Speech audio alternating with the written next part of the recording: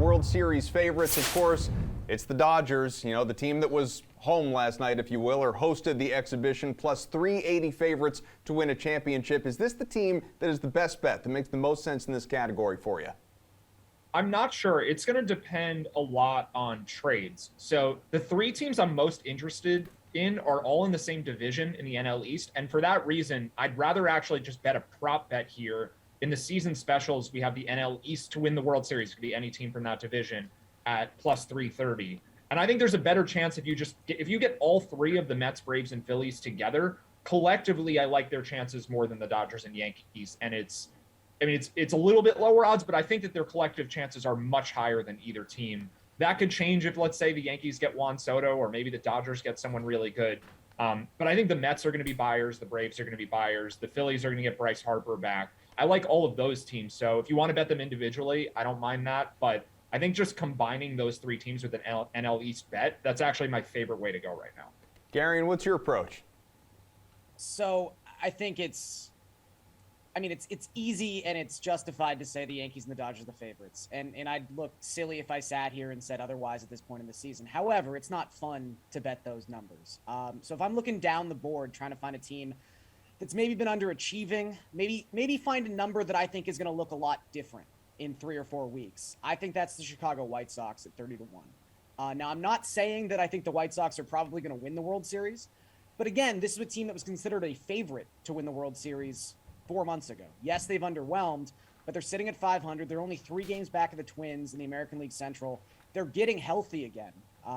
Even Yasmani Grandal should be back within the next week. He might start on the active 26-man roster when we come out of the All-Star break.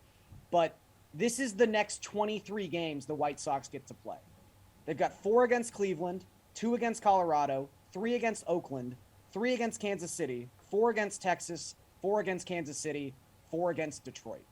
I think in 23 games, the White Sox probably go something like 15-8 over that stretch of time, maybe even better, and they're leading the American League Central. And at that point, this number is probably 16-1, 17-1, something in that range. I think there's going to be a lot of movement with this particular number. I don't like Tony La Russa, but look, the White Sox have already played the entirety of their American League East schedule, aside from 3 games left against Baltimore. There's a reason they have the easiest remaining strength of schedule of any team in the American League, and it's because they're basically just playing the American League Central for the rest of the season. So I think they've got a really good chance to make a solid move and kind of be the team a lot of people thought they were going to be in the second half of the season. We'll talk more about the AL Central in a sec, but Nick, like I mentioned, the Dodgers plus 380 favorites to win the World Series, but is there a bet you actually like better for a champion?